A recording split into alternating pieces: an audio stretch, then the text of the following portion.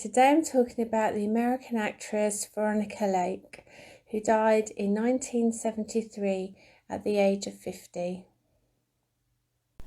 Veronica Lake was an American film, stage and television actress.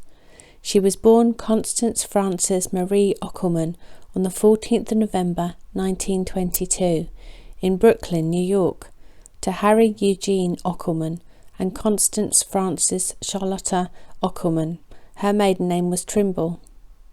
But also on findergrave.com she is named as Veronica Constance, and in a newspaper article she is named as Constance Veronica, so it seems one of her mother's names was Veronica. Her father was of Irish and German descent, and her mother was of Irish descent. Her father worked for an oil company aboard a ship, and he died in an oil tanker explosion in Marcus Hook, Pennsylvania in 1932. So that was when Veronica was only 10 years old. The following year, Veronica's mother married Anthony Keane, whose occupation is recorded as a newspaper staff artist. Veronica took his last name. In her early bit parts, Veronica was billed as Connie Keane or Constance Keane. The family lived in Saranac Lake, New York, and Miami, Florida. Veronica was expelled from her boarding school in Montreal, Quebec, Canada. Her mother claimed she was diagnosed with schizophrenia as a child. Veronica had stunning looks, and her mother was apparently one of those pushy stage mothers. She pushed her into taking acting classes and beauty pageants and moved the family to Beverly Hills when Veronica was 16 years old.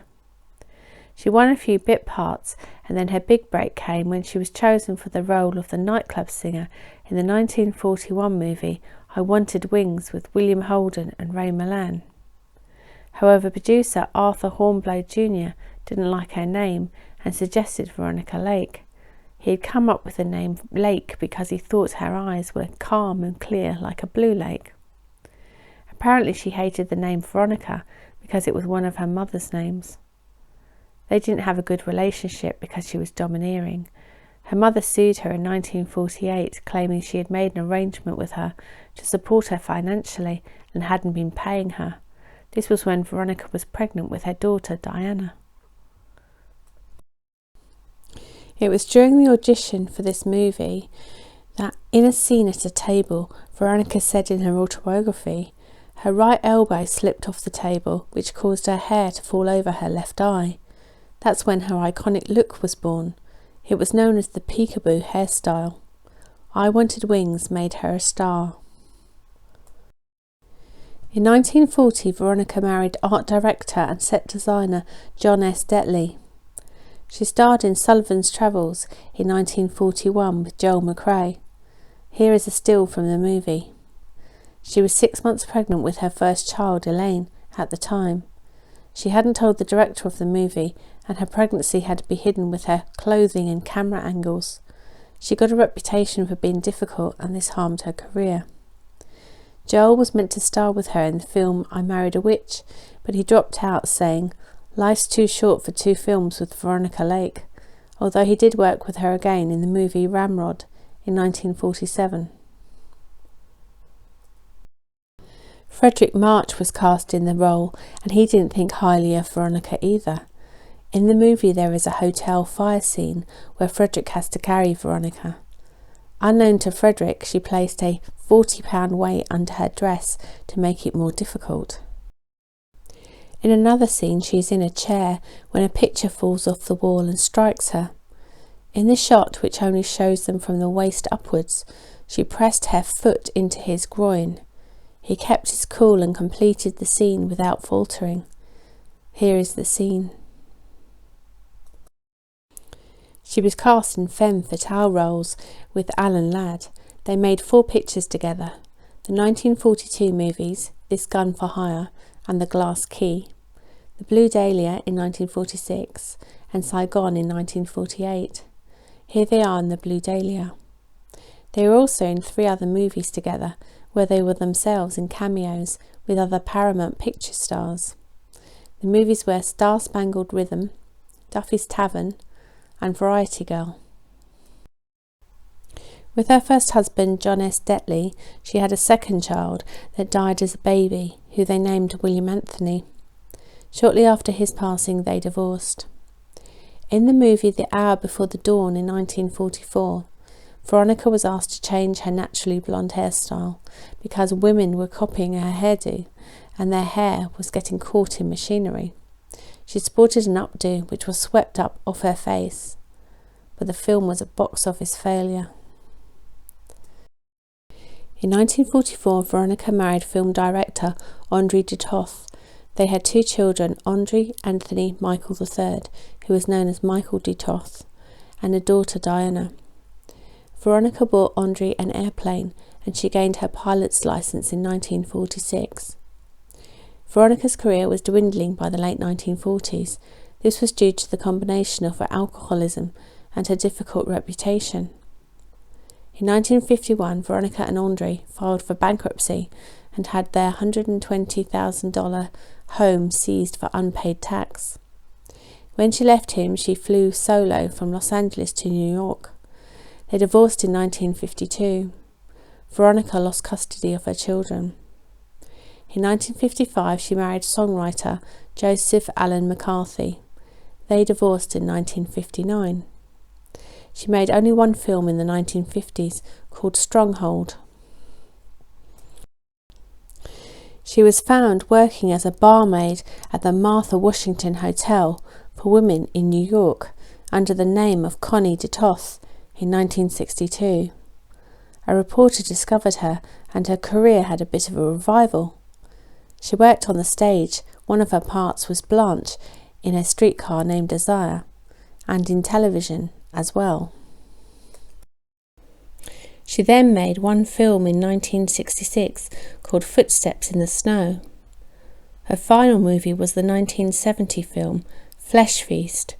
Here she is in the film. She married her fourth husband, Robert Carlton Monroe, in 1972.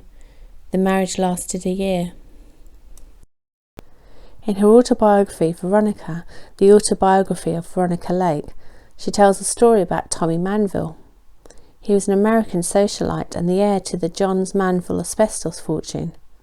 He was an interesting character. He achieved a Guinness Book of World Records when he'd been married 13 times to 11 women. He apparently offered Veronica $100,000 if she'd marry him. He told her she could leave straight after the ceremony. He just wanted to be able to say he'd been married to Veronica Lake. She declined the offer.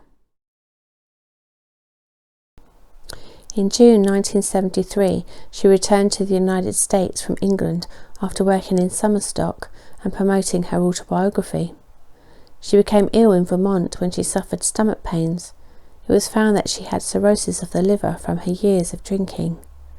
On the 26th of June, she went into the University of Vermont Medical Center in Burlington. She died there on the 7th of July 1973 of acute hepatitis and kidney failure.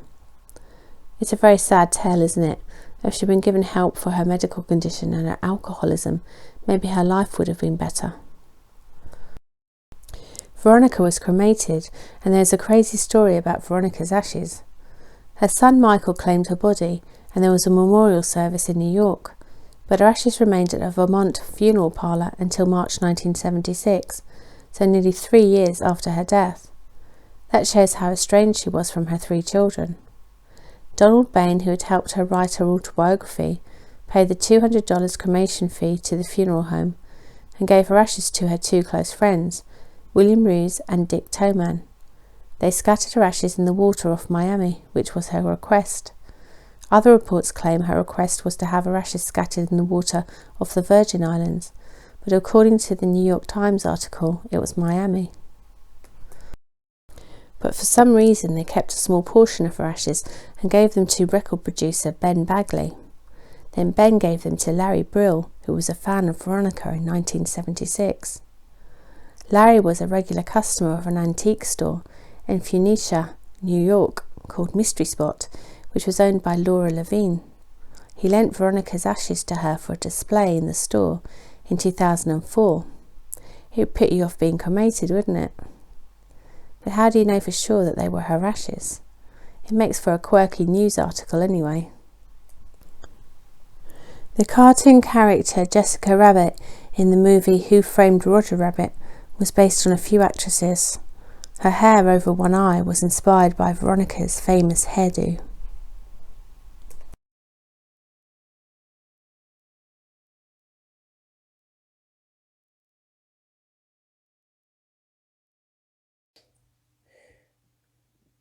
Well, that was all, wasn't it? If she'd got help for her mental condition and alcoholism, things might have been better. If you like this video, please like, share, subscribe, press the notification bell, and I'll see you in the next one. Bye!